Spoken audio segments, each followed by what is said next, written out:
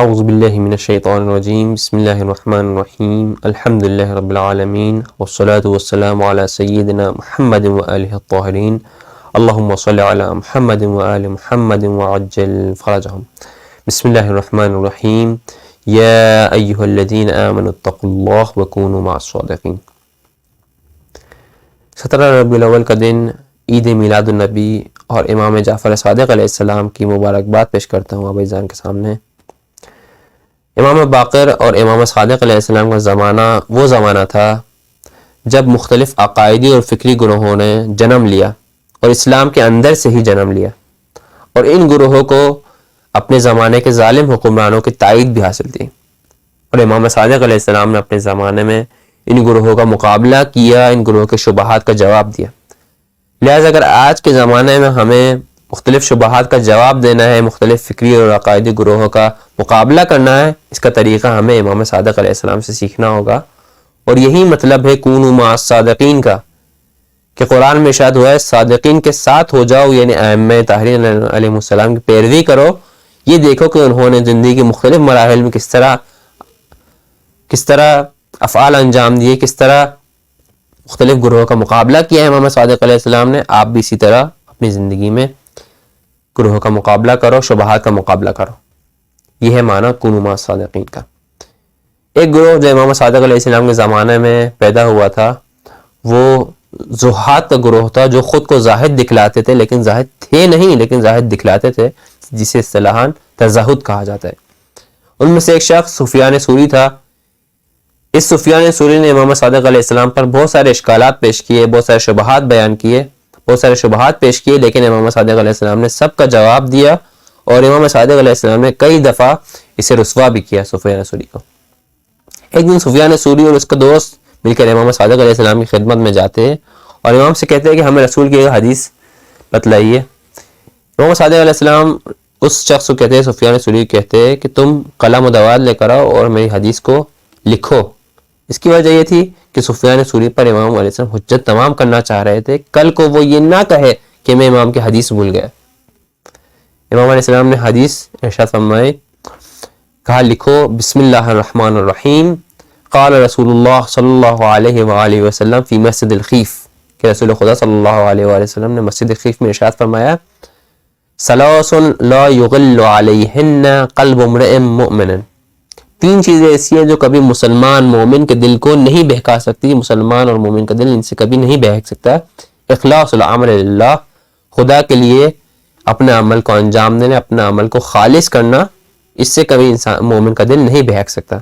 دوسری چیز النصیحۃ لائمۃ المسلمین، مسلمان حکمران کے لیے نصیحت کرنا، یعنی نصیحت سننا اور نصیحت پیش کرنا، یعنی مشورہ پیش کرنا، اور ان کے حکم کے سامنے سر تسلیم خم رہنا، ان کے حکم کی تعمیل کرنا. اور تیسری چیز اللزوم لجماعت المسلمین، مسلمان کے گروہوں کی، مسلمان کے جماعت کی ہمراہی کرنا. امام صادق علیہ السلام حدیث ارشاد فرما کر اپنے سواری پر سوار ہو کر تشریف لے جاتے ہیں. سفیان ثوری اور اس کا دوست آپس میں جب باتیں کرتے ہیں تو اس کا دوست یہ کہتا ہے کہ آؤ ہم اس حدیث کی تفسیر کرنے اور اس حدیث کو سمجھنے کی کوشش کرتے ہیں. جب کاغذ کھولتے ثلاث لا یغل علیہن قلب امرئ مسلم اخلاص العمل للہ، یہاں تک دونوں کے لیے حدیث واضح تھی. اس کے بعد آپس میں گفتگو کرتے ہیں، کہتے ہیں کہ النصیحۃ لائمۃ المسلمین، یہاں پر ائمہ مسلمین سے کون مراد ہے؟ آیا معاویہ مراد ہے؟ آیا یزید مراد ہے؟ آیا مروان ابن حکم مراد ہے؟ یہ افراد تو ایسے ہیں جن کی گواہی تک قبول نہیں کی جا سکتی. آیا یہ مراد ہے ائمہ مسلمین؟ اس کے بعد لزوم و جماعت المسلمین، یعنی مسلمانوں کی ہمراہی کرنا، مسلمانوں کے گروہ کی ہمراہی کرنا. آیا مسلمانوں کے گروہ سے مراد مرجئہ ہے؟ آیا مسلمانوں کے گروہ سے مراد قدریہ ہے؟ آیا دہریہ ہے؟ آیا جہمیہ ہے؟ کون مراد ہے؟ یہ سب تو ضال اور گمراہ عقیدہ رکھنے والے گروہ ہے. پھر ان جماعت مسلمین سے مراد کیا ہے؟ سفیان ثوری کا دوست یہ کہتا ہے کہ میں تمہیں بتلاتا ہوں کہ اس حدیث سے مراد کیا ہے، اس حدیث کی صحیح تفسیر کیا ہے. کہا کہ اس حدیث میں اگر ارشاد ہوا ہے النصیحۃ لائمۃ المسلمین، ائمہ مسلمین سے مراد مولا امیر المومنین علی علیہ السلام کی ذات مبارک ہے. اگر اس حدیث میں ارشاد ہوا ہے اللزوم لجماعت المسلمین، جماعت مسلمین سے مراد اہل بیت طاہرین علیہ السلام ہے۔